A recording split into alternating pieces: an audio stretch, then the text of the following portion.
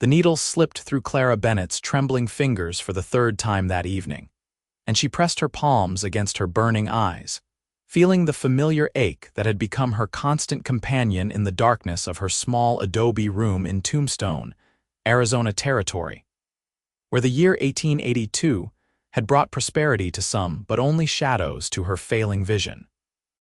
She was 23 years old, and already the world had begun to blur at its edges like watercolor left too long in the sun. The single candle on her workbench guttered and sparked, casting wild shadows across the ivory wedding dress she had been commissioned to complete by week's end. Mrs. Henderson's daughter was getting married to a banker from Tucson, and Clara had promised the finest stitching this side of the Mississippi. But promises meant little when your eyes betrayed you with every passing hour. Clara had arrived in Tombstone 2 years earlier with nothing but a battered sewing basket, and the skills her mother had taught her before consumption claimed her life back in Ohio. The frontier needed seamstresses as much as it needed saloon girls and laundresses, perhaps more so, because even in the rough mining town where silver pulled men from across the continent, people wanted to feel civilized. They wanted wedding dresses and Sunday suits, curtains for their windows and quilts for their beds. Clara had built a modest reputation, but it was crumbling now along with her sight. The candlelight work was killing her vision.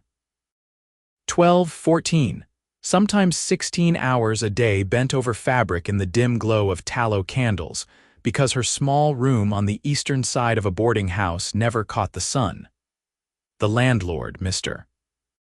Pickett, had given her the cheapest room available, one that faced an alley barely wide enough for a dog to pass through. Morning light never reached her window, and by the time the sun swung westward, it was already behind the building. She worked in perpetual twilight, straining to see the tiny stitches that made her work exceptional. Clara set down the needle and walked to her single window, pressing her forehead against the cool glass. Outside, Tombstone bustled with its usual evening chaos. Men stumbled between saloons, their laughter harsh and liquor-soaked. Somewhere a piano played badly. A woman's shrill voice called out prices that made Clara's cheeks burn.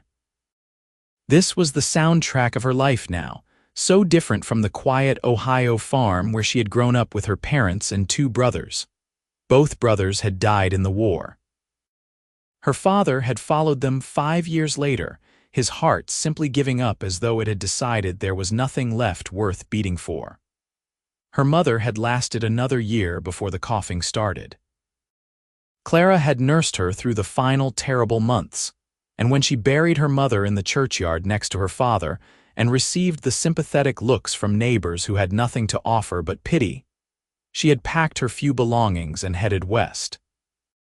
There was nothing left in Ohio but ghosts and memories. She had thought the West would be a new beginning. In some ways it had been. She had her own trade, her own income, her own independence. But independence meant little when you were going blind at 23, when the very work that fed you was destroying the eyes you needed to do it. A knock on her door startled her from her melancholy thoughts. She quickly smoothed her brown hair, knowing it had probably come loose from its pins hours ago, and opened the door to find Mrs. Chen from the laundry downstairs. The older Chinese woman held a basket of freshly cleaned linens, her face creased with concern. "You work too late again, Miss Clara," Mrs. Chen said in her precise English. "Bad for eyes, bad for health, you need rest." "I have to finish Mrs. Henderson's dress," Clara said, accepting the basket of linens. "The wedding is Saturday." "Wedding no good if seamstress go blind, Mrs. Chen said bluntly. She peered past Clara at the guttering candle. "You need more light, this room very bad. You should complain to Mr. Pickett." Clara managed a tired smile. "Mr. Pickett doesn't care about complaints from women who pay $3 a month for rent, Mrs. Chen made a disapproving sound in her throat. "Maybe you find better place. My cousin has rooms on Allen Street. Windows face south, very bright." "I cannot afford Allen Street," Clara said quietly. It was the simple truth. Her work brought in enough to pay rent, buy food, and purchase fabric and supplies. There was never anything extra, never any savings to speak of. One bad month, one slow season, and she would be destitute, Mrs. Chen patted her arm with rough sympathy before disappearing back down the narrow hallway. Clara closed the door and set the linens aside, returning to her work with a sense of resignation that felt as heavy as stones in her stomach. She worked until past midnight, until the candle was nothing but a stub drowning in its own wax and her eyes felt full of sand. The stitches blurred together, and twice she had to pull out her work because the lines had gone crooked. Finally, she admitted defeat and stumbled to her narrow bed, not bothering to undress.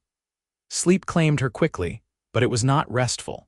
She dreamed of darkness, of groping through endless night while voices called to her from somewhere she could not reach. Morning came too soon and brought with it no light. Clara forced herself up, splashed water on her face from the basin, and tried to work by the gray pre-dawn that filtered through her inadequate window. It was not enough. She lit another candle, hating the necessity, hating the way her eyes already ached in anticipation. By noon she had to stop. Her vision had gone so blurry that she could barely thread the needle. Panic fluttered in her chest like a trapped bird. If she could not finish this dress, Mrs. Henderson would not pay her. If Mrs. Henderson did not pay her, she could not pay next month's rent. And if word spread that Clara Bennett could not complete her commissions on time, her reputation would be destroyed. In a town like Tombstone, reputation was everything. She put on her bonnet and walked outside into the brilliant Arizona sunshine, blinking against the assault of light after her dim room. The contrast was almost painful, but after a moment her eyes adjusted and she could see more clearly than she had in hours. The irony was not lost on her. Out here in the blazing daylight, her vision was passable. Inside her dark room, she was slowly going blind. Clara walked without direction at first, just needing to move to feel the sun on her face. She passed the Can restaurant and the Oriental Saloon, skirted around a group of miners arguing over a claim dispute, and nodded to Mrs. Henderson, who was emerging from the dry goods store with her arms full of packages. "Miss Bennett," Mrs. Henderson called out, "how is the dress coming along?" "Very well, ma'am," Clara lied smoothly. "It will be ready by Friday." "Excellent. My daughter is beside herself with excitement. She says you are the finest seamstress in the territory." Clara smiled and made appropriate responses, all the while feeling like a fraud. The finest seamstress in the territory could not see her own stitches anymore. She continued walking until she reached the edge of town where the buildings gave way to open desert. The landscape stretched out in all directions, vast and empty and beautiful in its harsh way. The sun hung overhead like a brass coin in a bleached sky. Clara stood there for a long time, letting the warmth soak into her bones, letting her eyes rest in the natural light. "You planning on walking into the desert, miss?" The voice startled her. Clara turned to find a man standing a few yards away, holding the reins of a tall bay horse. He was young, perhaps 25 or 26, with sun-darkened skin and light brown hair that fell to his collar beneath a battered hat. He wore dusty range clothes and had the lean, weathered look of someone who spent more time outdoors than in. His eyes were a striking shade of blue-gray, like storm clouds over the desert. "I was just getting some air," Clara said, suddenly aware of how strange she must look, standing at the edge of town staring into nothing. "Good day for it," the man said. He had a slow, easy way of speaking, a slight drawl that spoke of Texas or perhaps Oklahoma. "Though you might want to stay out of the midday sun too long. Fierce this time of year." "I needed the light," Clara said, and then immediately wished she had not. It sounded odd, cryptic, but the man just nodded as though she had said something perfectly reasonable. "Light's important," he agreed. He studied her for a moment, not in the leering way men often looked at women in Tombstone, but with genuine curiosity. "You are Miss Bennett, are you not, the seamstress?" "I am," Clara said cautiously. "Do I know you?" "Name's James Thornton," he said, touching the brim of his hat in greeting. I work the Triple Bar Ranch about 10 miles north of here. I have seen you in town a few times. My boss's wife spoke highly of your work. You made her a dress for Christmas. Clara vaguely remembered the commission. Mrs. Patterson, the ranch owner's wife, had wanted a green velvet dress for the holiday festivities. It had been beautiful work, some of Clara's best. Yes, I remember Mrs. Patterson, Clara said. Please give her my regards. I will do that. James Thornton shifted his weight, and his horse nickered softly. You sure you are all right, Miss Bennett? You look troubled, if you do not mind my saying. Clara did mind, but she also found herself oddly wanting to talk to this stranger with kind eyes and a gentle manner. Perhaps it was the desperation of her situation. Perhaps it was simply that he had bothered to ask. I am fine, she said, but her voice cracked slightly on the words. She cleared her throat, annoyed at herself. Just tired. James Thornton looked at her for a long moment, and Clara had the unsettling feeling that he could see right through her polite lie. But he did not push. Instead, he said, I have got to pick up some supplies from the hardware store. Can I walk you back into town? Not safe for a lady alone out here, even this close to civilization. Clara wanted to refuse on principle. She did not need a man to escort her around like she was helpless. But the truth was that Tombstone could be dangerous, especially for unaccompanied women, and James Thornton seemed decent enough. She nodded her acceptance. They walked in companionable silence, James leading his horse. The animal's hooves made soft sounds in the dust.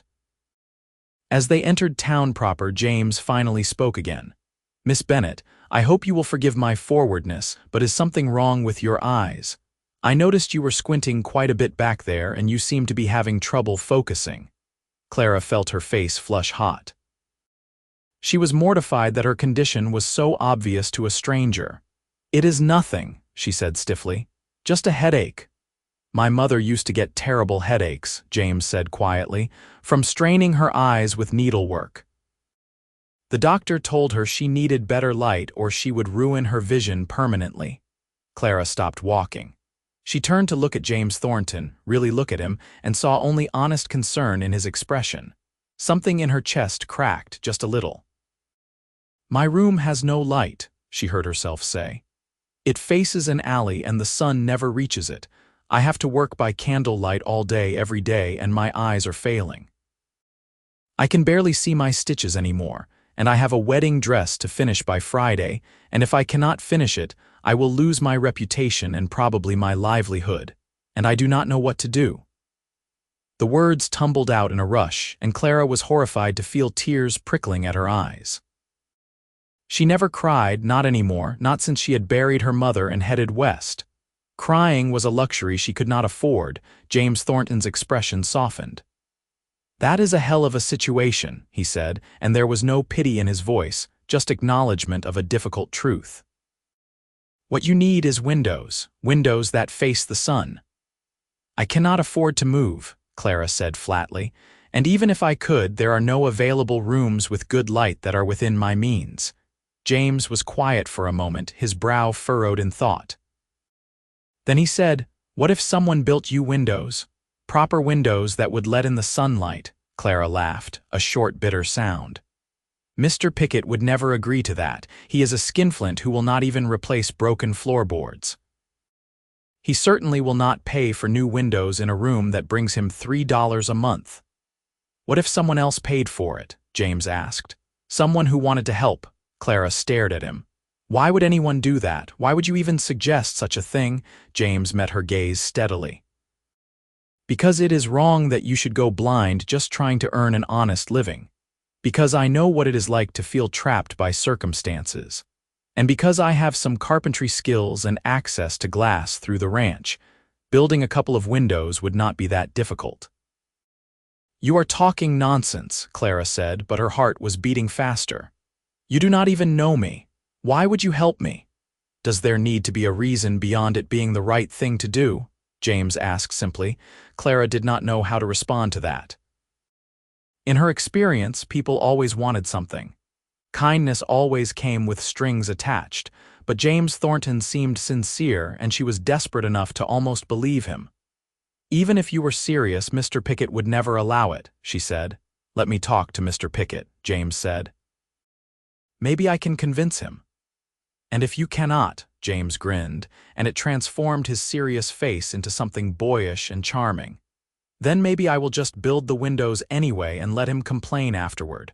Not much he can do once they are already installed. Despite everything, Clara felt a smile tugging at her own lips. You would get yourself in trouble for a stranger. Well, now we have been properly introduced, so you are not a stranger anymore, James pointed out. You are Miss Clara Bennett, finest seamstress in Tombstone, and I am James Thornton, cowboy with moderately decent carpentry skills. See, practically old friends. This time Clara did laugh, a real laugh that felt rusty from disuse. You are ridiculous. I have been called worse. James's expression turned serious again. Let me at least try, Miss Bennett. I cannot promise anything, but I can try. Where is your room? Clara hesitated only a moment before telling him. She had nothing to lose except her pride, and pride would not save her eyesight. James walked her to the boarding house and spoke with Mr. Pickett, who was as disagreeable as Clara had expected. The landlord refused to pay for any improvements, called it a waste of money, and said if Miss Bennett did not like the room she could find lodgings elsewhere. But James was persistent. He offered to pay for all materials himself and do the labor for free. He pointed out that improved windows would increase the value of the room, allowing Mr. Pickett to charge more rent in the future. He was persuasive and patient, and finally, grudgingly, Mr. Pickett agreed to allow the work as long as it did not interfere with his other tenants, and as long as he was not expected to pay a single cent. Clara watched this negotiation from the doorway, amazed. James Thornton had known her for less than an hour, and he was arguing with her landlord on her behalf, offering his own time and money to help her. It made no sense. It defied all her experience with human nature, when Mr. Pickett stomped away muttering about fools and their money. James turned to Clara with a satisfied expression. That is settled then. I will need to take measurements and order the glass from the ranch supplier. It will take a few days to arrive, maybe a week. But we will get you some proper windows, Miss Bennett.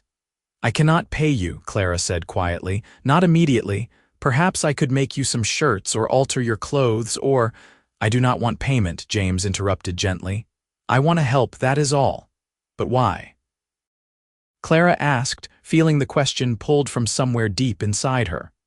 Why would you do this? James was quiet for a moment, looking at her with those storm cloud eyes.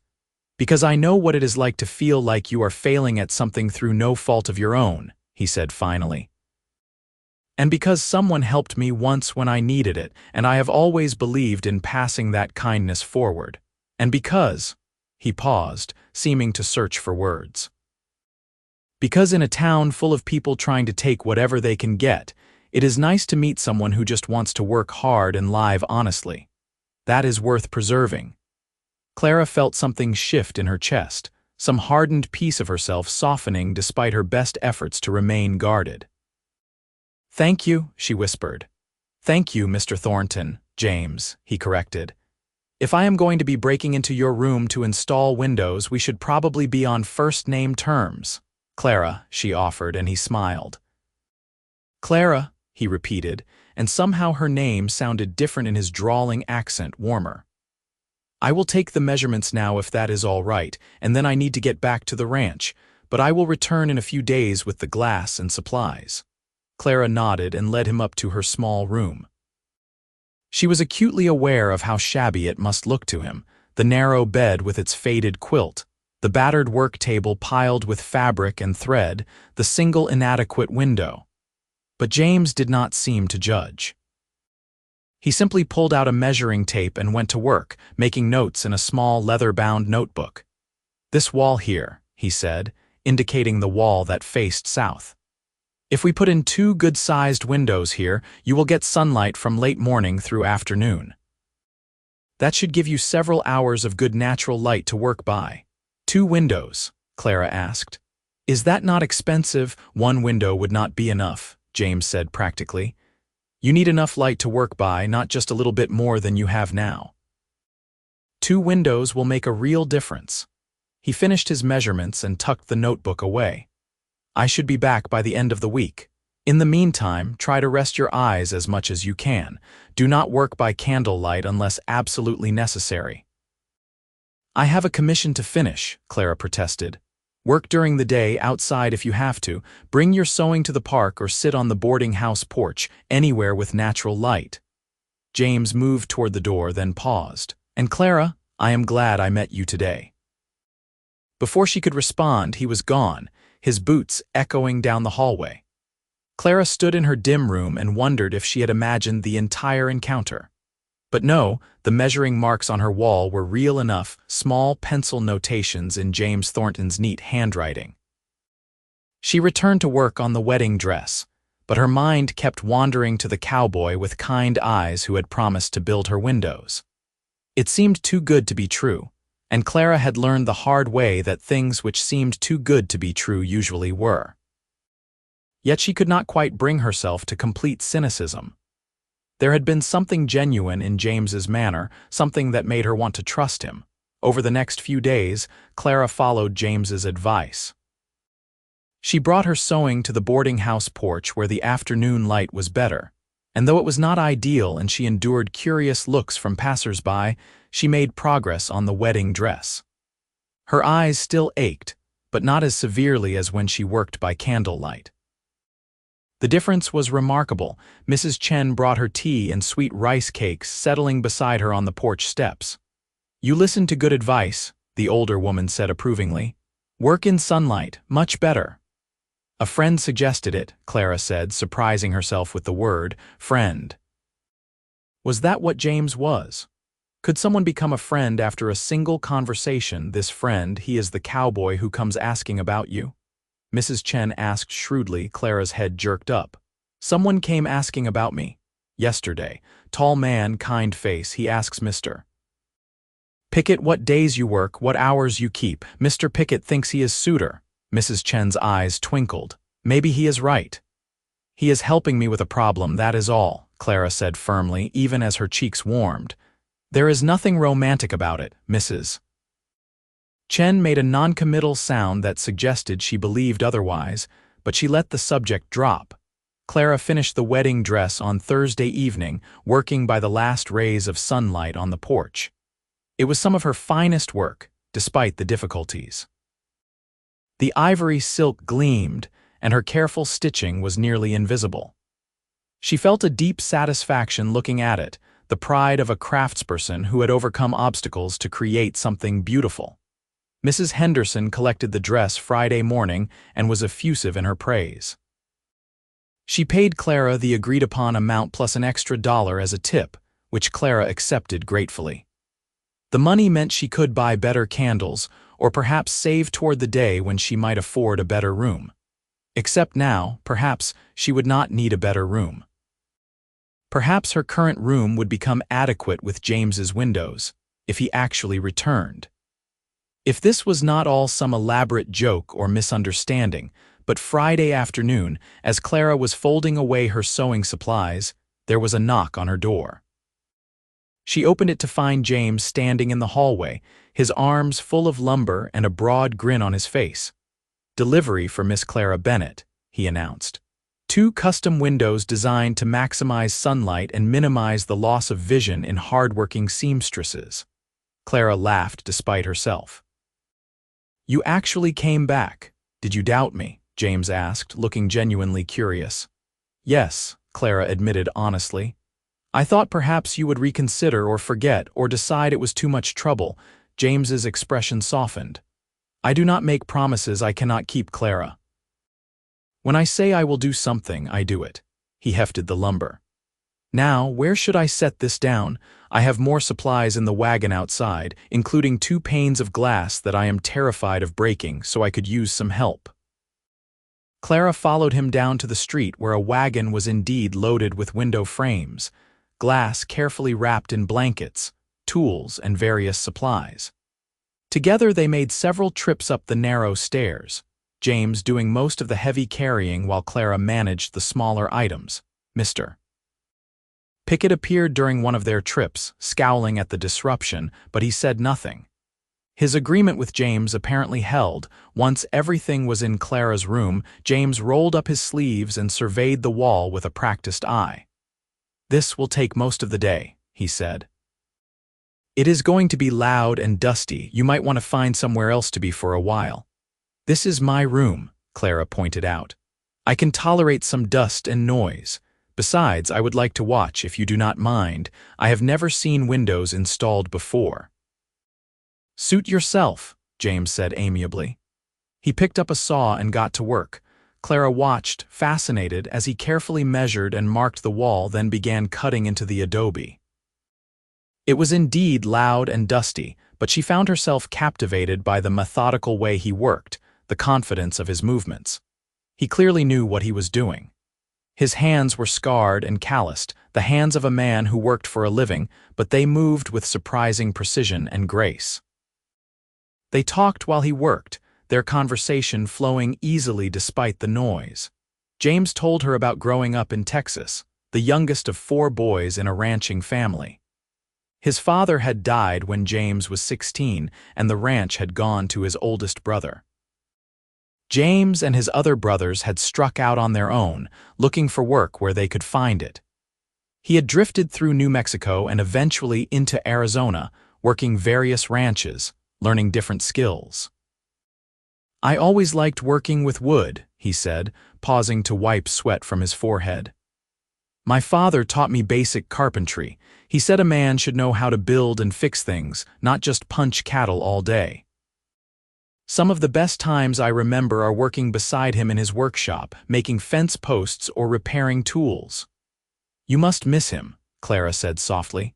"Every day," James admitted, "but I like to think he would be proud of how I turned out." "I work hard, I am honest, I try to help people when I can." That is what he always said mattered most, not how much money you made or how many cattle you owned, but whether you lived with integrity. Clara felt a pang in her chest. My father used to say something similar. He was a farmer, very practical. He believed in doing right by your neighbors and leaving things better than you found them. "Sounds like a good man," James said. "He was." Clara was quiet for a moment, remembering. "I miss my family, all of them." Coming west was supposed to be a fresh start, but sometimes it just feels like running away from ghosts. James paused in his work and looked at her directly. "There is no shame in starting over, Clara. Sometimes the bravest thing you can do is walk away from what is familiar and build something new." Their eyes met, and Clara felt that strange shift in her chest again, that softening of defenses she had worked so hard to build. She looked away first, flustered by the intensity of the moment. James returned to work, and by late afternoon he had cut the openings for both windows. The wall now had 2 gaping rectangles that let in streams of brilliant sunlight. Even in their unfinished state, the difference was dramatic. Clara stood in the center of her room and stared in wonder at the light pouring in, illuminating corners that had been shadowed for 2 years. "Oh," she breathed. "Oh, James," he grinned, clearly pleased with her reaction. "Wait until I get the actual windows installed. This is nothing." But it was everything. It was sunlight and hope and possibility. It was the chance to keep doing the work she loved without destroying her eyes in the process. It was a gift she had not known she needed until James Thornton had walked into her life and offered it freely. James worked until the sun began to set, installing the window frames with meticulous care. He explained each step as he went, showing her how the frames were secured, how the glass would sit, how the windows would open and close. Clara listened, absorbing the information even though she knew she would never need to install windows herself. There was something intimate about watching someone work with such skill and dedication, especially when that work was being done for her benefit. When it grew too dark to continue, James packed up his tools reluctantly. "I will finish tomorrow," he promised. "The frames are in, so the hardest part is done. Now I just need to set the glass and seal everything properly. You should have good windows by tomorrow afternoon." "Stay for dinner," Clara heard herself say. "It is the least I can do. I do not have much, but I can make something." James hesitated and Clara worried she had overstepped, but then he smiled. "I would like that, thank you." Clara had not cooked for anyone but herself in longer than she could remember, and her supplies were modest. But she had eggs and potatoes, some cheese and a loaf of bread from the bakery. She made a simple but filling meal while James washed the dust from his hands and face in her basin. They ate sitting on her floor since she only had one chair, their backs against the wall beneath the new window openings. The evening air drifted through, warm and carrying the scent of desert sage. It was unexpectedly pleasant, this casual intimacy of sharing food in her small room. "This is good," James said, gesturing with his fork. "You are a talented cook as well as a talented seamstress." "Hardly," Clara said, but she was pleased. "I make do. Cooking for one is not particularly inspiring." "Cooking for two is better," James agreed, and there was something in his tone that made Clara's pulse quicken. She changed the subject, asking him about the ranch where he worked. James described the triple bar with obvious affection, painting pictures with his words of the vast cattle herds, the endless sky, the satisfaction of hard work in open spaces. He spoke of his fellow cowboys, the crusty foreman who had taught him everything about handling cattle, the ranch owner's children who followed him around begging for stories. "You ever think about having your own ranch?" Clara asked. James was quiet for a moment. "Sometimes," he admitted. "But land is expensive and I do not have that kind of money. Maybe someday. For now I am content with the work. It is good work, honest work. Could be worse." "You do not strike me as someone who settles for could be worse," Clara observed. James laughed. "Fair point. I suppose I am always looking for the next thing, the next challenge. My brothers used to tease me for it. They said I was too restless, that I would never be satisfied. Maybe they were right. Or maybe you just have not found the right reason to stay in one place," Clara suggested. Their eyes met again, and this time neither looked away. The moment stretched, loaded with unspoken possibility. Clara's heart was beating too fast, and she could see James's pulse jumping at his throat. The air between them felt charged, electric. Then James cleared his throat and stood, breaking the spell. "I should go. I have a long ride back to the ranch, and I want to return early tomorrow to finish the windows." Clara stood as well, smoothing her skirts with hands that trembled slightly. "Of course. Thank you again for all of this." "Thank me when the windows are finished," James said. At the door, he paused and looked back at her. "Clara, I want you to know that I am not doing this because I expect anything from you. I do not want you to feel obligated or uncomfortable. I am helping because I want to, because it is the right thing to do, that is all." "That is not all," Clara said quietly, "at least not for me." James's expression shifted, hope flickering across his features. "No, no," Clara confirmed, her voice barely above a whisper. "I think you are an extraordinary man, James Thornton, and I am glad you walked into my life."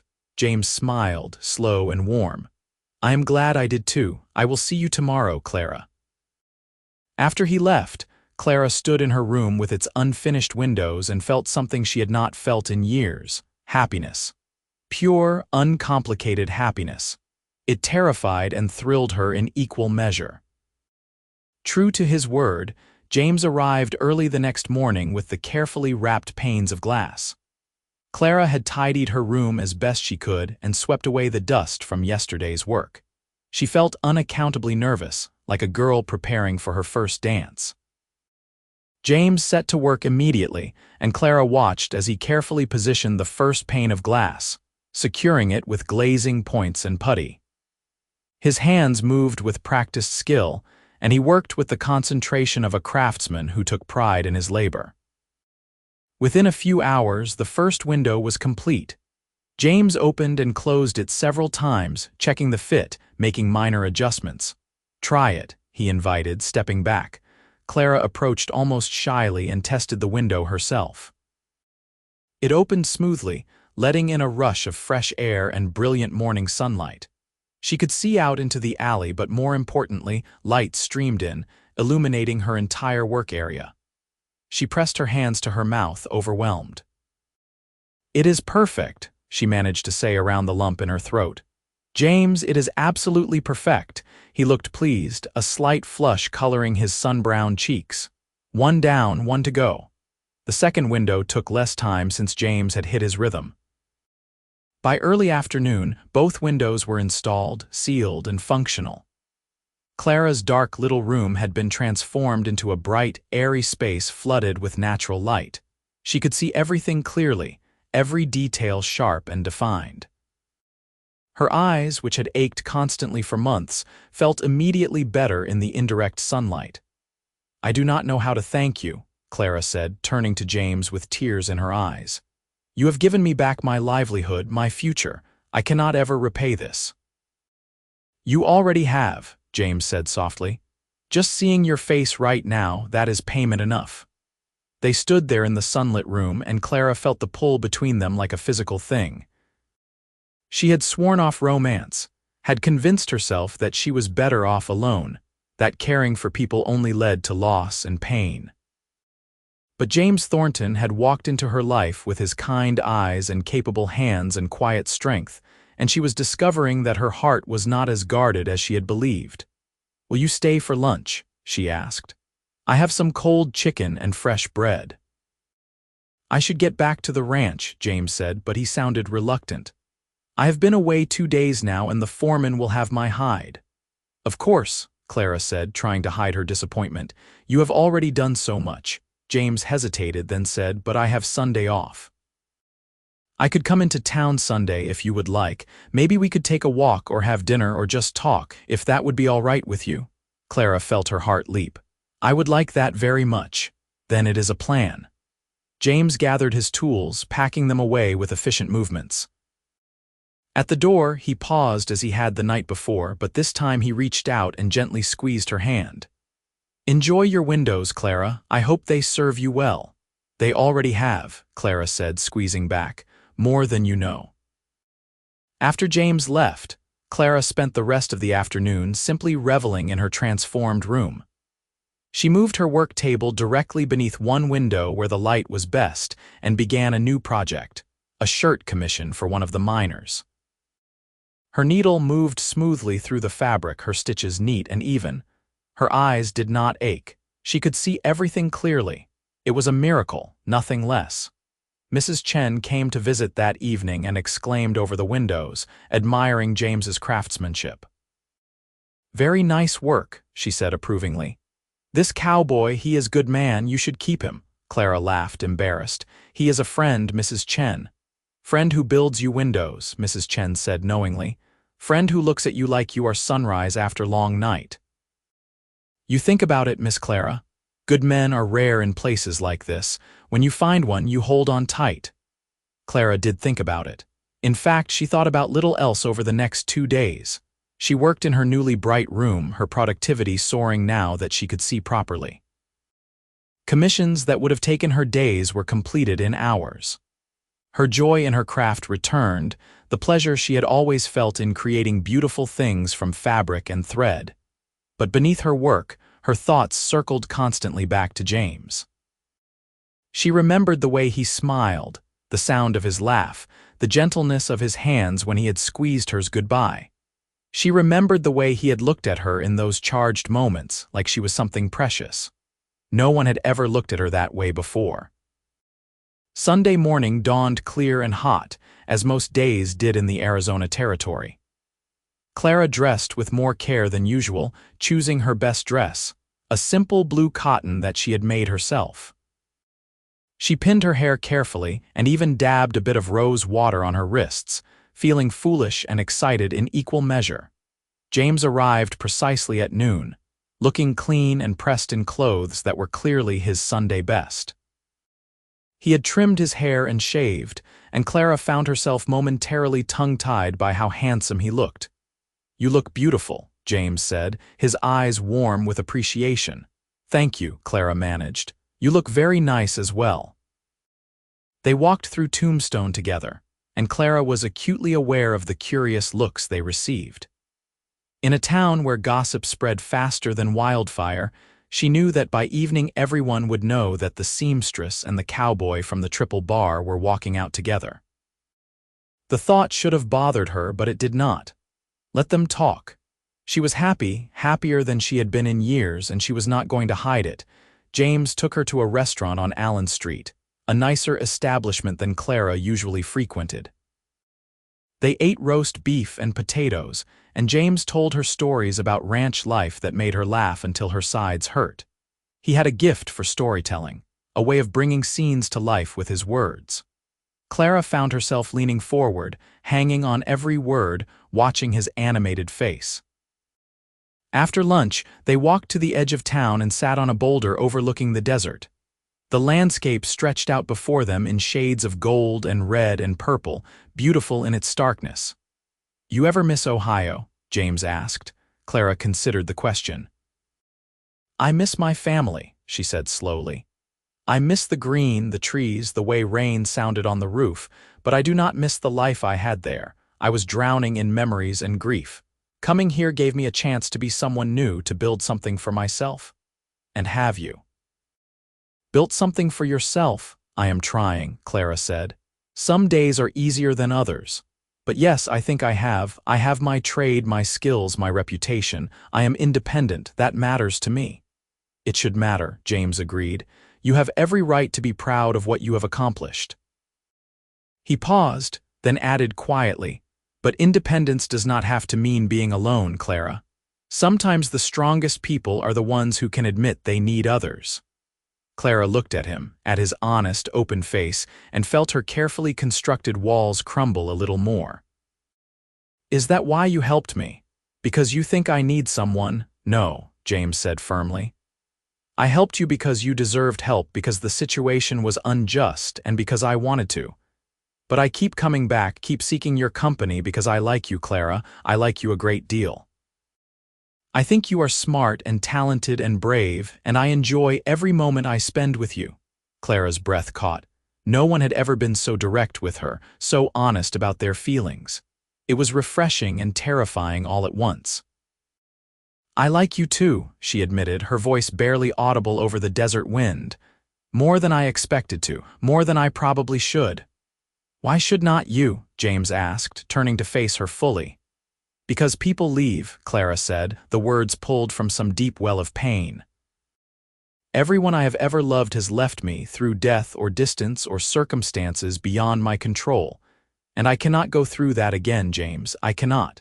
James reached out and took her hand, his calloused fingers warm against hers. "I cannot promise you forever, Clara. No one can. Life is uncertain, especially out here. But I can promise you that I will not leave carelessly.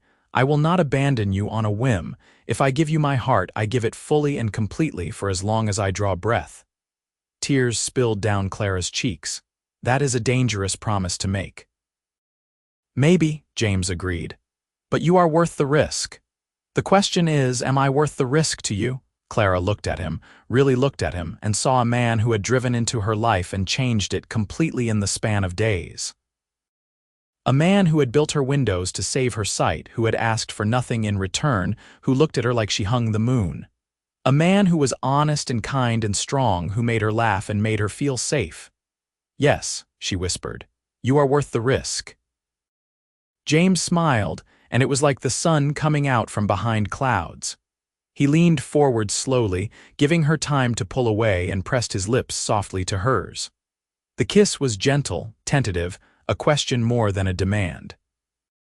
Clara answered by kissing him back, her hands coming up to rest on his shoulders, feeling the solid warmth of him beneath her palms. When they pulled apart, both of them were breathing hard.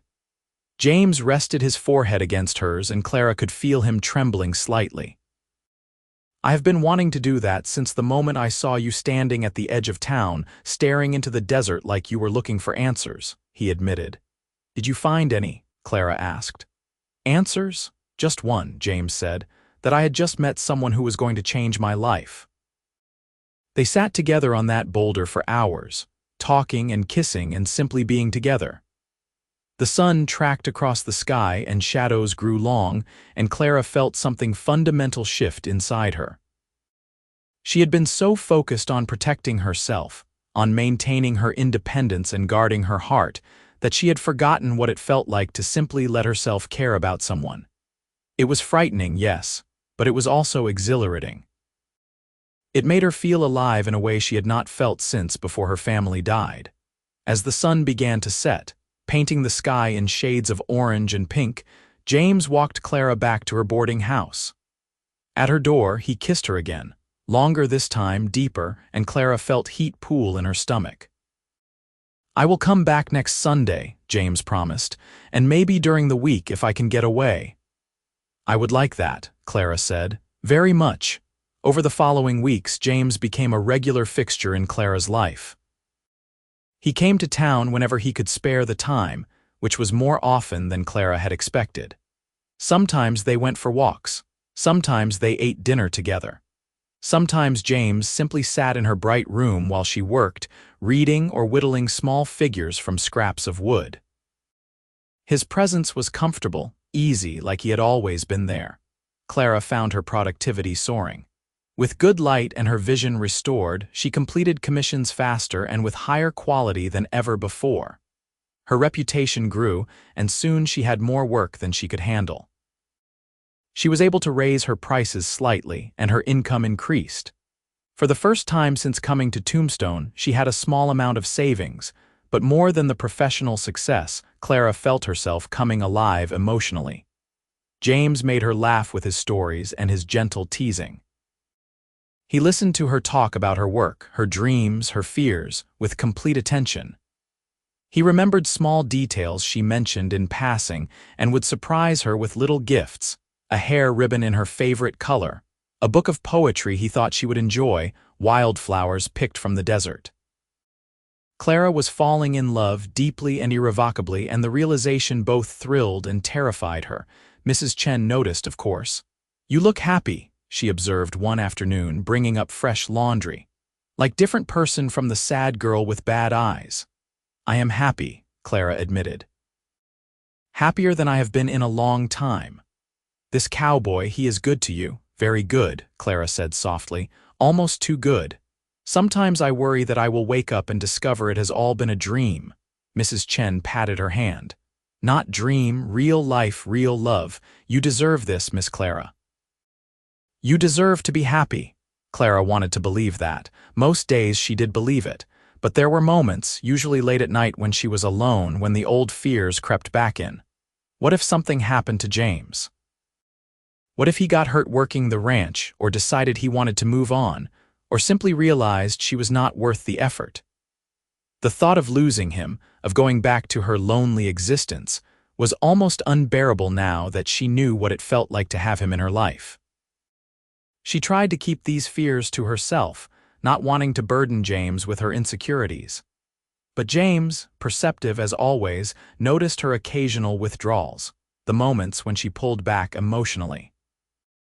One evening in early autumn, about 3 months after they had met, James confronted her gently about it. They were sitting in her room, James in the single chair and Clara on the floor at his feet, her head resting against his knee while he ran his fingers through her hair. "What troubles you, Clara?" he asked quietly. "I can feel you pulling away sometimes, and I want to understand why." Clara was silent for a long moment, trying to find the words. Finally, she said, "I am afraid of losing you. It is foolish, I know, but I cannot help it. I have lost everyone I ever loved, and the thought of going through that again terrifies me." James's hand stilled in her hair. Then he gently turned her to face him, tipping her chin up so she had to meet his eyes. "Clara, I understand that fear, I truly do. But you cannot protect yourself from potential pain by holding back from potential joy. If you never let yourself fully love because you are afraid of loss, then you have already lost something precious." "I know that," Clara said, her eyes stinging with unshed tears. "I know it intellectually. But my heart is having trouble catching up." "Then let me help," James said. He slid off the chair and knelt on the floor beside her, taking both her hands in his. "Clara Bennett, I am in love with you, deeply, completely, irrevocably in love with you. And I want to spend my life with you if you will have me. Marry me, be my wife. Let me prove to you every single day that I am not going anywhere, that I choose you now and always." Clara stared at him, her heart hammering so hard she thought it might burst from her chest. "You want to marry me?" More than anything, James said fervently. I know we have not known each other long, but I know my heart. I know that I want to wake up beside you every morning and fall asleep with you every night. I want to build a life with you, a real life, a lasting life. I want children with you if God blesses us with them. I want to grow old watching you so by our windows, the windows I will build in whatever house we make our home. Say yes, Clara. Please say yes. The tears spilled over, running down Clara's cheeks, but she was smiling through them. All her fears, all her carefully constructed defenses, crumbled in the face of James's earnest declaration. She thought of her parents, who had loved each other deeply until death separated them. They had known the pain of loss, but they had also known the joy of partnership, of building a life together. They would have told her to take the risk, to choose love even knowing it might end in heartbreak. Yes, she whispered. Yes, James, I will marry you. James let out a whoop of joy and pulled her into his arms, kissing her with unrestrained happiness. They tumbled together on the floor of her room, laughing and crying and kissing, and Clara felt lighter than she had in years. The weight of her grief and fear, carried for so long, finally lifted. When they had calmed somewhat, still sitting tangled together on the floor, James said, I do not have much money saved yet, but I have been talking to the owner of the Triple Bar. There is a parcel of land adjacent to the ranch that he is willing to sell me at a fair price. It is small, only about 100 acres, but it is good grazing land with a water source. I could build us a house there, start our own small ranch. It would not be much at first, but we could grow it together. It sounds perfect, Clara said, meaning it absolutely. She did not need wealth or luxury. She needed the man beside her and the chance to build something together. And you could set up a proper sewing room, James continued, his eyes bright with plans, with as many windows as you want, all facing the sun. You could continue your work, take commissions, maybe even teach other women your skills if you wanted. I would never ask you to give up your craft, Clara. It is part of who you are. Clara felt her heart swell with love for this man who understood her so completely. When? She asked. When can we marry? As soon as you are willing, James said. Tomorrow, if you would have me, Clara laughed. Let us perhaps plan a bit more than that, but soon, very soon. They decided on a month hence, which would give Clara time to finish her current commissions and make herself a wedding dress, and give James time to purchase the land and begin basic construction on their house. It would be a simple wedding, just them and a few friends, but Clara did not want anything grand. She wanted meaningful, and marrying James Thornton was the most meaningful thing she could imagine. The next weeks passed in a blur of activity and happiness. Clara worked on her wedding dress between paying commissions, creating something simple but beautiful in cream-colored silk with delicate embroidery at the collar and cuffs. She poured all her skill and joy into every stitch, creating not just a garment but a symbol of her new beginning. James came to town whenever possible, and they made plans for their future. He showed her sketches of the house he wanted to build, a modest structure but with good bones and room to expand. He had already marked out a spot for her sewing room on the south side of the house, where the light would be best. Clara contributed her own ideas, and together they refined the plans, making them truly theirs, Mrs. Chen and several other women from the boarding house and laundry helped Clara prepare, offering advice and assistance with genuine warmth. Even Mr. Pickett grudgingly admitted that he would miss having such a reliable tenant, though he was already advertising her room to new prospects. James purchased the land from the ranch owner with a combination of his savings and a loan he would pay off with his wages. The owner, Mr. Patterson, was pleased to see James settling down and offered him a deal on some cattle to start his own small herd. Other cowboys from the Triple Bar helped James lay the foundation for the house and raise the frame, the kind of community assistance that was common on the frontier. Clara visited the building site with James one Sunday and stood in the skeletal structure of what would be their home, imagining their future life together. The wedding took place on a crisp October morning at a small church on the edge of Tombstone. Clara wore her cream silk dress and carried a bouquet of desert wildflowers that James had picked for her at dawn. James wore a new suit that Clara had made for him, and he could not stop smiling, his joy evident to everyone present. Mrs. Chen attended with her family, along with several other residents from the boarding house. Mr. and Mrs. Patterson came from the ranch with a group of cowboys, all of them scrubbed clean and on their best behavior. The minister, a kind older man who had married countless frontier couples, performed a simple but moving ceremony. When James slipped a plain gold band onto Clara's finger, his hands were trembling. When Clara repeated her vows, her voice was strong and sure, all her fears finally laid to rest. They kissed as husband and wife, and the small gathering erupted in cheers and applause. The reception was held at the restaurant where James had taken Clara on their first official outing. Mrs. Patterson had arranged for a meal, and there was even a small cake that one of the ranch wives had baked. Clara felt overwhelmed by the generosity and warmth of these people, most of whom she barely knew but who had turned out to celebrate her happiness. As the afternoon wore on and the celebration wound down, James leaned close to Clara and whispered, "Ready to go home, Mrs. Thornton, Mrs. Thornton." Clara felt a thrill at the name. "Yes," she said, "I am ready." Their house was not yet finished, just the basic structure with a roof and walls and floors, but James had made one room completely livable. He had installed a proper bed and a stove, had built the promised windows facing south and east and west, flooding the space with light. He had even constructed a work table for Clara's sewing, positioning it perfectly to catch the afternoon sun.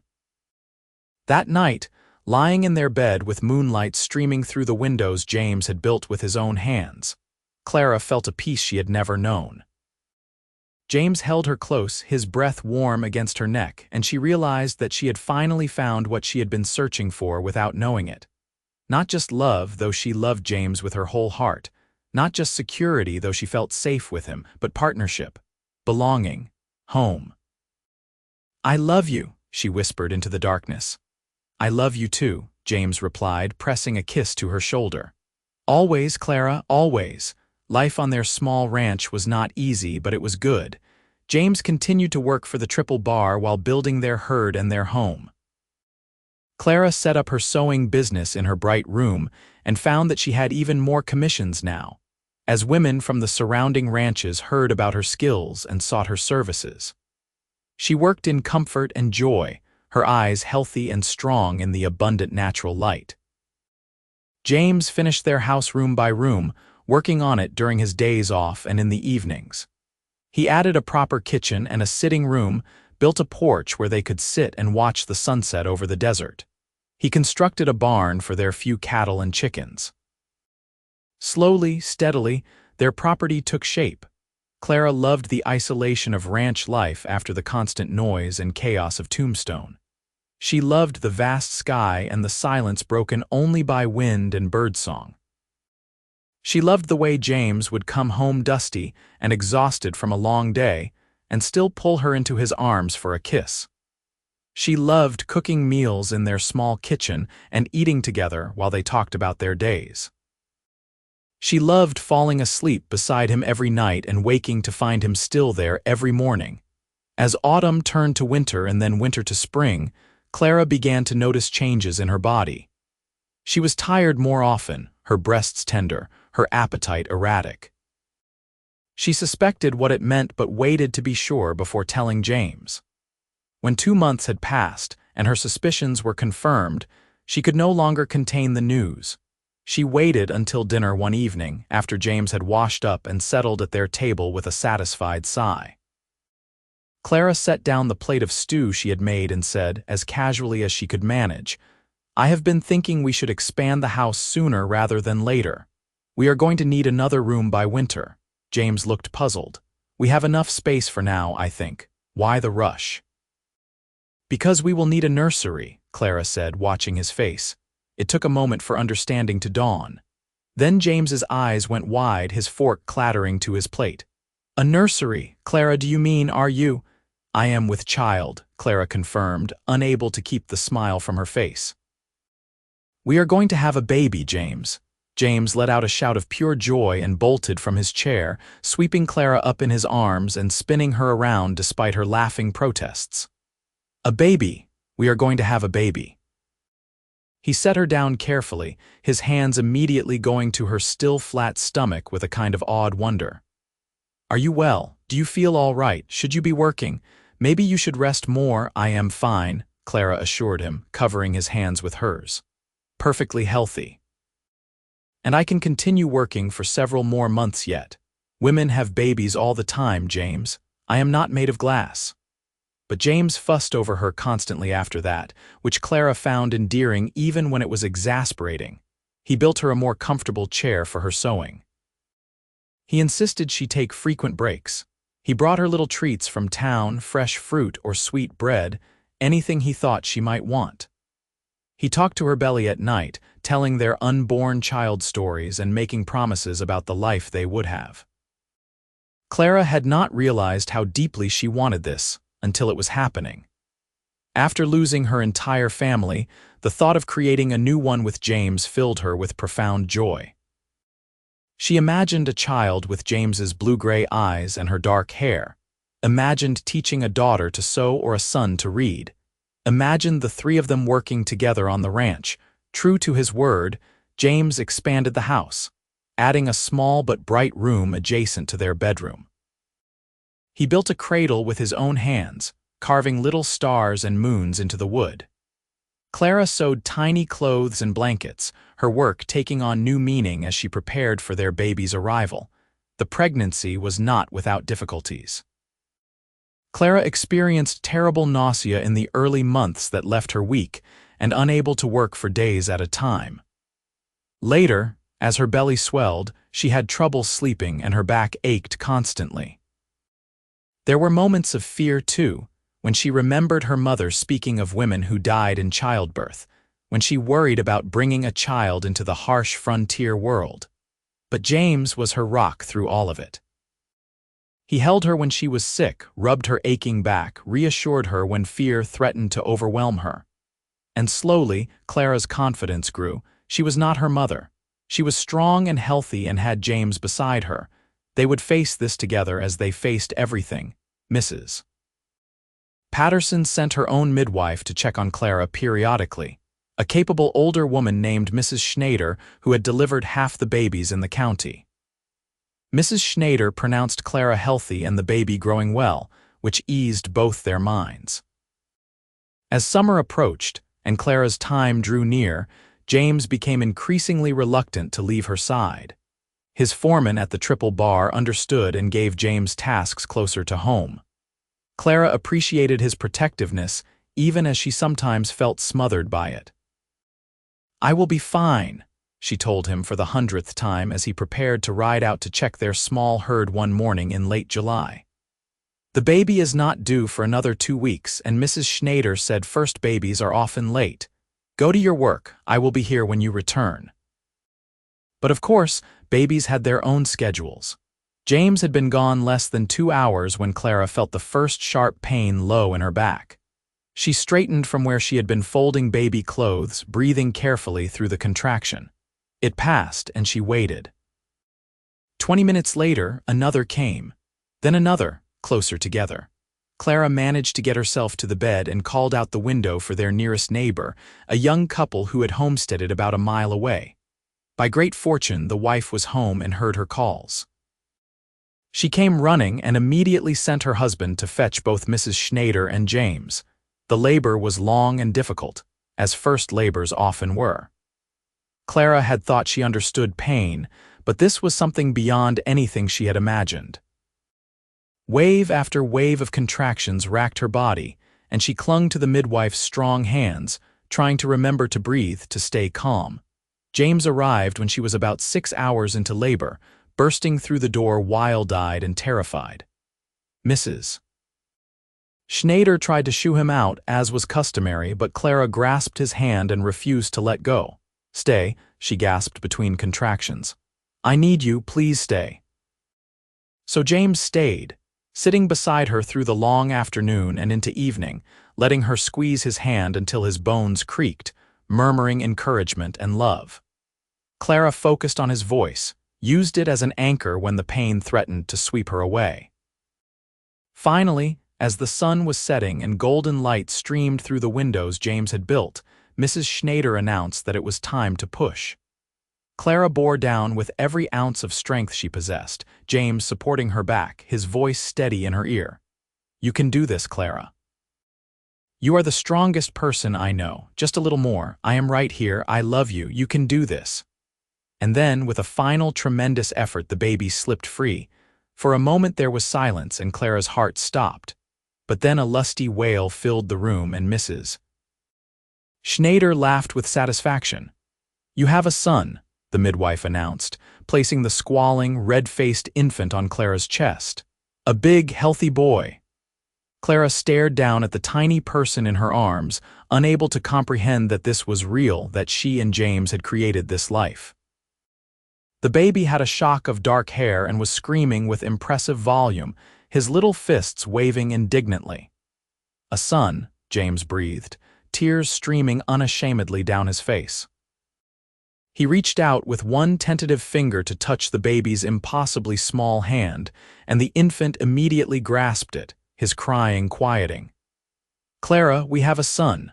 They named him Thomas after Clara's father and Michael after James's. Thomas Michael Thornton, born on a July evening in 1883 in a house his father had built, under windows that let in the healing light of the sun. The first months of Thomas's life were exhausting and overwhelming and more wonderful than Clara could have imagined. She was shocked by how much love she felt for this tiny person, how her whole world had shifted to revolve around him. James was equally besotted, and Clara often woke in the night to find her husband standing over the cradle, just watching their son sleep with an expression of awed wonder. Clara's sewing business necessarily slowed during this time, but she found she did not mind. She took on smaller commissions, projects she could work on while Thomas napped in a basket beside her table. Her clients were understanding, many of them mothers themselves who remembered the demands of a new baby. As Thomas grew from infant to baby to toddler, Clara and James's life on the ranch grew and evolved as well. James's small herd increased. They added more chickens and a pig. Clara planted a vegetable garden. The house expanded again, with James adding a proper dining room and a larger kitchen. Thomas was a happy, curious child who adored his father and followed him everywhere once he learned to walk. Clara would watch them together, James patiently teaching Thomas about the animals and the land, and feel her heart swell with contentment. This was the family she had dreamed of, but thought she had lost forever when her own family died. This was home and love and belonging. When Thomas was 2, Clara became pregnant again. This second pregnancy was easier than the first, perhaps because she knew what to expect, perhaps because she was chasing after a toddler and had less time to worry. She gave birth to a daughter in the spring of 1886, another long labor but without complications. They named her Sarah Rose after James's mother. Sarah had Clara's dark eyes and James's easy temperament. She was a calm baby where Thomas had been fussy, content to lie in her cradle and observe the world with solemn attention. Thomas was fascinated by his baby sister and wanted to help with everything, from changing her clothes to feeding her mashed vegetables as she grew. Life was full and busy and sometimes overwhelming, but Clara had never been happier. She worked on her sewing when she could, mostly simple projects now, mending and basic garments. Her eyes remained strong and healthy thanks to the abundant natural light in her workroom. She thought often of those dark months in Tombstone when she had been going blind, when her future had seemed bleak and uncertain. It felt like another lifetime, something that had happened to a different person. As the children grew, Clara told them the story of how their parents had met, how their father had built windows to save their mother's sight. Thomas and Sarah loved the story, making her tell it again and again. To them it was a romantic fairy tale, and Clara supposed that was accurate enough. James had ridden into her life like a knight on a horse and had changed everything. The years passed in the way they do when life is full and purposeful. Thomas grew tall and strong, learning to work the ranch alongside his father. Sarah developed a talent for sewing and would sit beside Clara for hours, learning the craft with patient dedication. Clara taught her everything she knew, passing on the skills her own mother had taught her, feeling the satisfaction of tradition continued. James built them a bigger house as prosperity increased. Their herd grew to a respectable size. They were not wealthy by any means, but they were comfortable, and more importantly, they were happy. Clara still took occasional sewing commissions, more for the pleasure of the work than for the income. Her reputation had spread throughout the county, and she could have been busier if she wanted, but she preferred to focus on her family. On their 10th wedding anniversary, James took Clara to the spot where they had first confessed their feelings for each other, the boulder overlooking the desert. The landscape was unchanged, still vast and beautiful and stark, but they were different, shaped by a decade of marriage and partnership and love. "Do you ever regret it?" James asked, his arm around Clara's shoulders as they watched the sunset paint the sky in brilliant colors. "Saying yes to a cowboy you barely knew, giving up your independence." Clara looked at him in surprise. "I did not give up my independence," she said firmly. "I chose to share my life with you. That is entirely different, and no, I have never regretted it, not for a single moment." "You saved my life, James, not just my eyesight, but my whole life. You gave me purpose and joy and a family and a home. How could I ever regret that?" "I like to think we saved each other," James said quietly. "I was drifting before I met you, Clara, working and surviving but not really living. You gave me a reason to put down roots, to build something lasting. You made me want to be better, to work harder, to create a life worth living. Everything good in my life started the day I saw you standing at the edge of town, looking lost and determined all at once." Clara leaned her head against his shoulder, feeling the solid warmth of him, the steady beat of his heart. "I love you," she said. "More now than even on the day I married you. Is that possible?" "Yes," James said, pressing a kiss to the top of her head. "Because love grows, Clara. It deepens and strengthens and becomes something richer with time and effort and commitment. What we have now is better than what we started with, precisely because we have built it together, day by day, year by year." They sat together as the sun sank below the horizon and stars began to appear in the darkening sky, the same sky that stretched above the house James had built, with its windows facing the sun. More years passed. Thomas grew into a fine young man and eventually married a girl from a neighboring ranch, bringing her home to live with them until James could help him build his own house on their land. Sarah met a young man in town, a teacher who had come west to educate frontier children. Clara liked him immediately, appreciating his quiet intelligence and the gentle way he treated her daughter. They married when Sarah was 20, and though Clara missed having her daughter at home daily, she was grateful that Sarah had found a good man, someone who would treasure her. James and Clara became grandparents, first to Thomas's children and then to Sarah's. Their house, which had seemed so large when it was just the two of them, filled again with noise and laughter. Clara made clothes for her grandchildren, delighting in sewing tiny dresses and shirts. James carved them toys and told them stories and taught them about the land. They were happy in the way of people who had worked hard for their happiness and knew its value. On a spring morning in 1902, Clara woke to find James still asleep beside her, which was unusual. James was always up before dawn, his internal clock attuned to ranch life. Clara studied his face, lined now with age but still handsome to her eyes, and felt a surge of love so strong it almost hurt. They had been married 20 years together for longer, and she loved him more with each passing year. She rose quietly and went to her sewing room, the room James had designed for her so long ago in their first house. They had recreated it in each subsequent home, always making sure the windows faced the sun. Morning light streamed through those windows now, bright and clear, and Clara settled at her work table with a sense of deep contentment. She was making a quilt for Sarah's newest baby, her 5th grandchild. Each square was carefully stitched, patterns of stars and flowers that Clara had designed herself. Her eyes were still strong, her vision clear, thanks to those windows James had first built for her 20 years ago in a small dark room in Tombstone. She had never taken her sight for granted after that, never failed to appreciate the gift James had given her. She worked for perhaps an hour before James appeared in the doorway, his hair standing up in silver tufts, his eyes soft with sleep and affection. "Morning," he said, his voice rough from disuse. "You let me sleep late."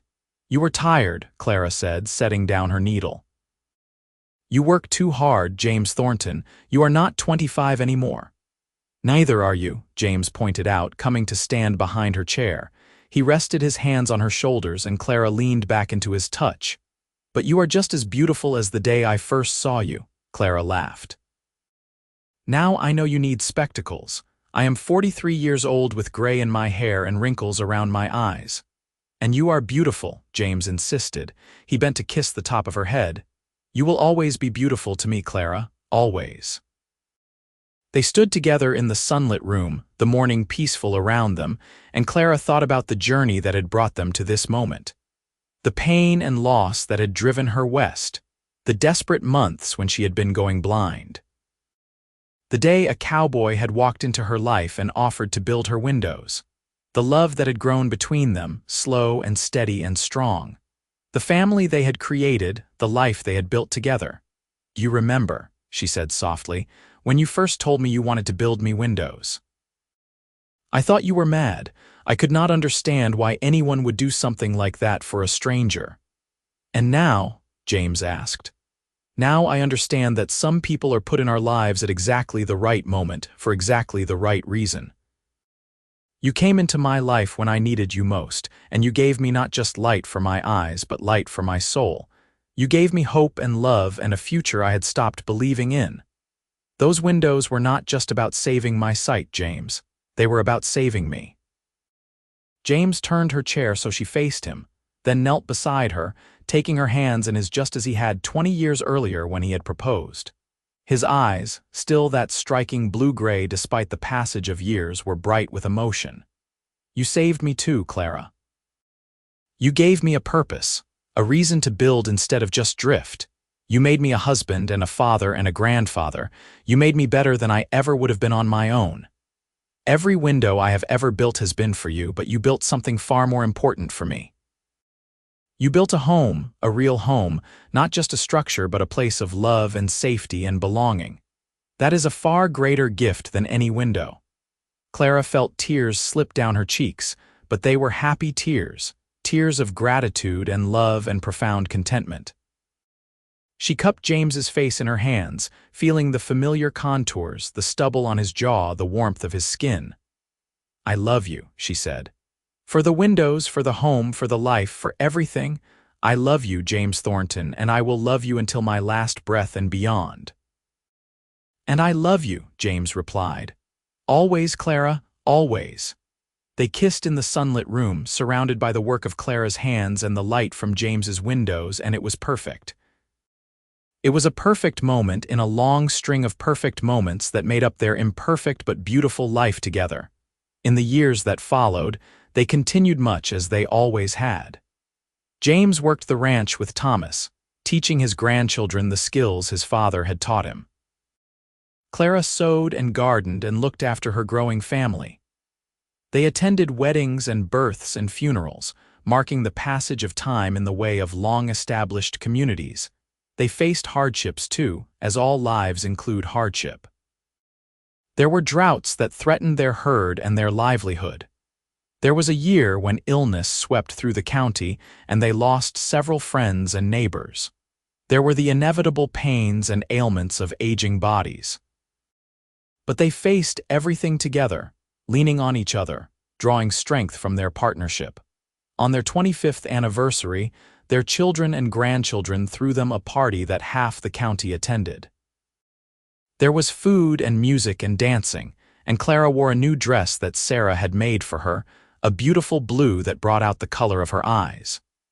James wore the suit Clara had made him years ago, carefully maintained and still fitting well. They danced together under strings of lanterns as the sun set, moving to music played by a trio of ranch hands who had learned fiddle and guitar. "Still the finest seamstress in the territory," James murmured as they swayed together. "This dress Sarah made is beautiful, but it does not compare to your work." "Flatterer," Clara accused, but she was pleased. "Sarah has surpassed me. She has a gift." "She learned from the best," James said. He pulled her closer, and Clara rested her head against his chest, listening to the steady beat of his heart, the same heart that had chosen her all those years ago. As the party wound down and their family departed for their own homes, James and Clara sat on their porch and watched the stars emerge in the vast desert sky. The night was cool and clear, perfect. "Do you ever think about how different our lives might have been if I had not stopped to talk to you that day?" James asked. "If I had just ridden past without saying anything?" Clara considered this. "I think I would have eventually gone blind," she said honestly. "I would have lost my ability to work, probably lost my room. I do not know what would have become of me. Nothing good, most likely." "I cannot bear to think of it," James said, his arm tightening around her shoulders. "Cannot bear to imagine a world where I did not meet you, did not marry you, did not build this life with you." "Then do not think of it," Clara advised. "Think instead of what we have, what we built together. Think of our children and our grandchildren. Think of all the years we have had together and all the years still to come." "How many more years do you suppose we have?" James asked, a rare moment of vulnerability. "I do not know," Clara said truthfully, "but however many it is, I intend to spend every single one of them loving you." They sat together under the stars, two people who had found each other against the odds and had built something lasting and true. The house behind them was dark except for the glow of lamplight from their bedroom window, the window that James had installed to catch the morning sun. All their windows faced the sun in one way or another, a constant reminder of where their love had begun, of the gift that had saved Clara's sight and opened both their hearts. The years continued to pass as years do. Thomas took over more of the ranch work as James slowed down, though James remained active and involved well into his 60s. Clara's hands grew gnarled with age, but she continued to sew, her stitches still neat and precise, her eye for design still sharp. Her vision, carefully preserved by those long-ago windows, remained good, and she never failed to thank God and James for that gift. They celebrated 30 years of marriage, then 35, then 40. With each milestone, their family grew larger, their roots in the community deeper. They were respected elders now, people who had helped build the territory, who had been there when it was still wild and uncertain. Sarah's husband became the principal of the county school, and Sarah opened a small dressmaking shop in town, using the skills Clara had taught her. She prospered and eventually trained other young women, passing on the tradition of fine needlework. Clara was immensely proud of her daughter's success and independence.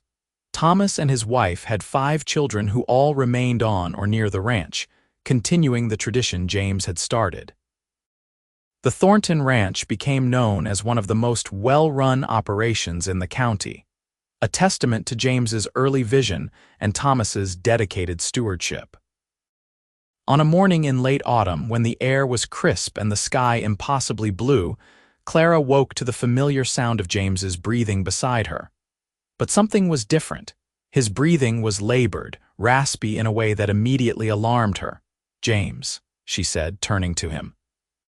His color was poor, his skin gray. "Just tired," he managed to say, but Clara could see it was more than that. She sent for the doctor immediately, her hands shaking as she helped James sit up, as she brought him water and tried to hide her fear. The doctor came and examined James gravely, then took Clara aside. "His heart is failing," the doctor said quietly. "I am sorry, Mrs. Thornton. There is nothing I can do. It is a matter of time now, perhaps days, perhaps weeks. Keep him comfortable and let him know he is loved." That is all any of us can do. Clara felt her world tilt. This was the moment she had feared since the day she married James, the moment she had known would come eventually, but had somehow believed they might avoid. They had survived so much together, had built such a strong life. It seemed impossible that it could end, but she was Clara Thornton née Bennett, and she had faced loss before. She would face this too, even though it would break her heart. She returned to James and sat beside him on the bed, taking his hand in hers.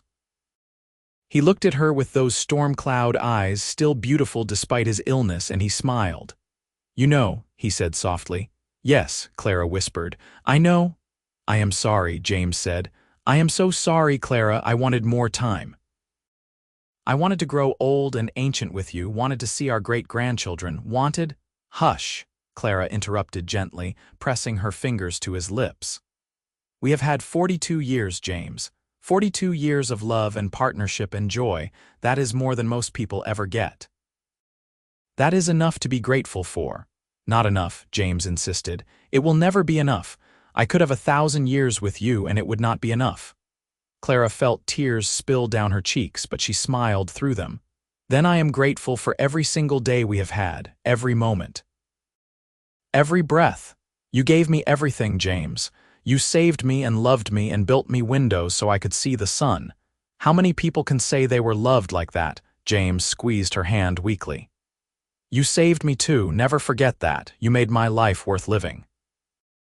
They called the family, and over the next days, children and grandchildren came to say goodbye. James rallied somewhat, wanting to see everyone, to impart final words of wisdom and love. He told Thomas to take care of the ranch and the land, to pass it on to his children with the same care James had given it. He told Sarah she made him proud, that her mother's talent lived on in her. He held each grandchild and told them he loved them and that they should always take care of each other. But mostly he wanted Clara. She rarely left his side, sitting beside him, holding his hand, talking to him about their life together.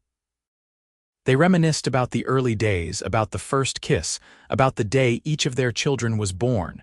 They talked about the ranch and the house and the windows that had started it all. "I want to see them," James said on what would be his last morning. "The windows, help me to the sewing room." Clara helped him out of bed, and with Thomas's assistance, they got James to Clara's workroom.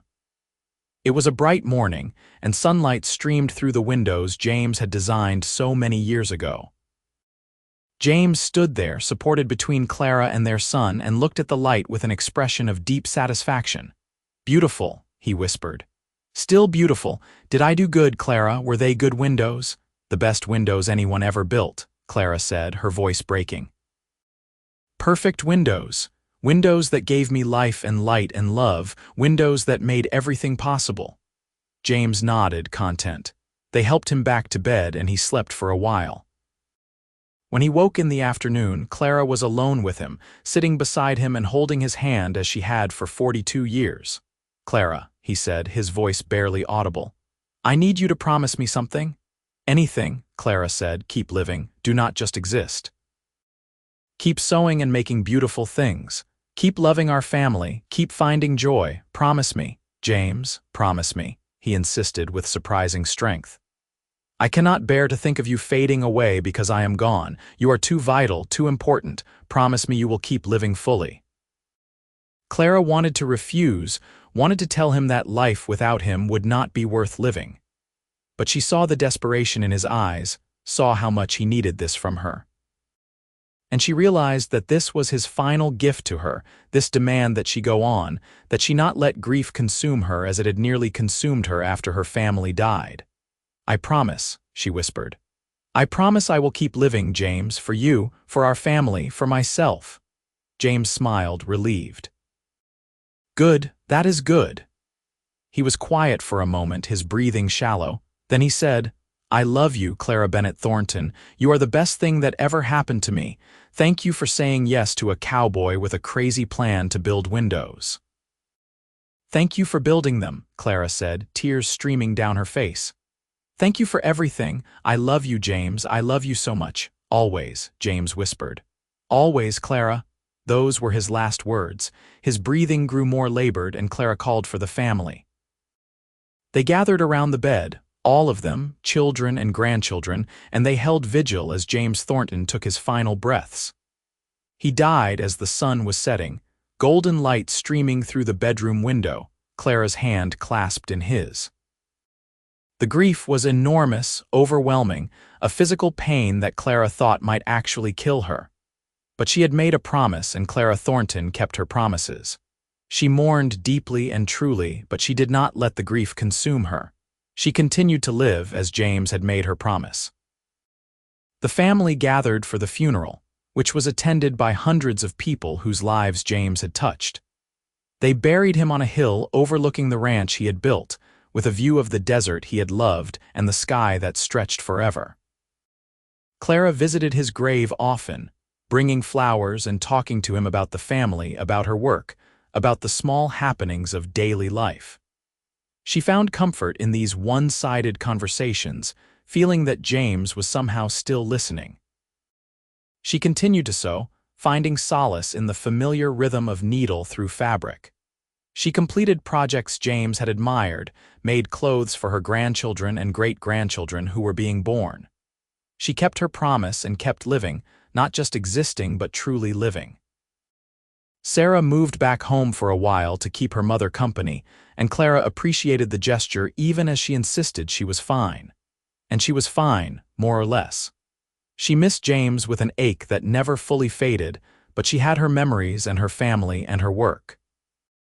She had the windows he had built and the house they had made together. She had a life full of love and purpose. She lived for another 12 years after James died. Years she spent surrounded by family.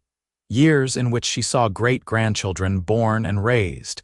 Years in which she continued to work and create and find joy in small moments.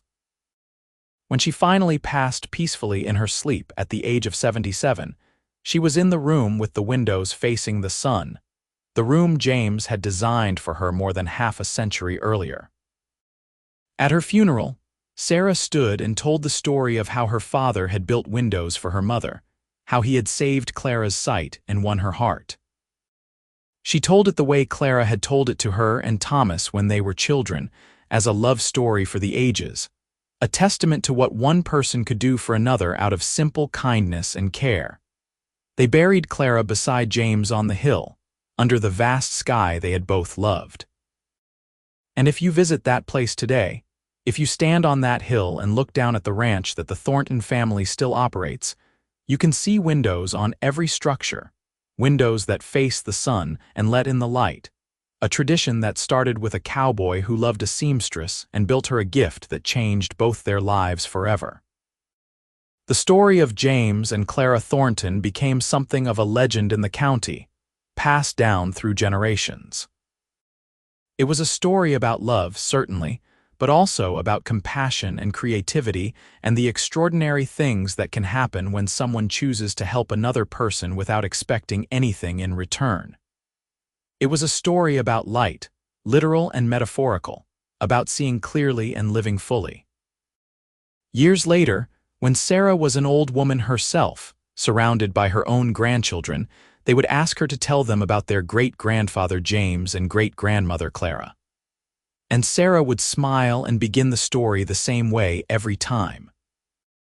Your great-grandfather was a cowboy who built windows that faced the sun, and he did it to save the sight of a seamstress who would become the love of his life. And the children would listen, entranced, as she told them about two people who had found each other at exactly the right moment, who had built a life of love and purpose and joy out of adobe and wood and clear glass that let in the healing light. She would tell them about promises kept and love that lasted beyond death. She would tell them about windows that faced the sun, and the children would understand, as generations before them had understood, that this was not just a story about their ancestors. It was a story about how to live, how to love, how to see opportunities to help others and take them. It was a story about building things that last, not just structures but relationships, families, legacies. It was a story about light triumphing over darkness, about hope surviving despair, about love that transforms and endures. It was the story of James and Clara Thornton, who had found each other in the Wild West town of Tombstone in 1882, who had married and built a ranch and raised a family and lived a life that mattered.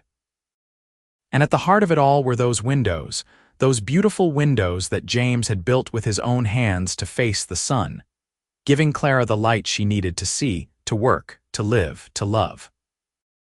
The windows remained, as did the story, passed down through the years like a treasured inheritance, more valuable than gold or silver or land. Because some gifts cannot be measured in money or possessions. Some gifts are measured in lives changed, in love freely given, in the simple act of building windows to let in the light. And that kind of gift, that kind of love, that kind of legacy, that lasts forever.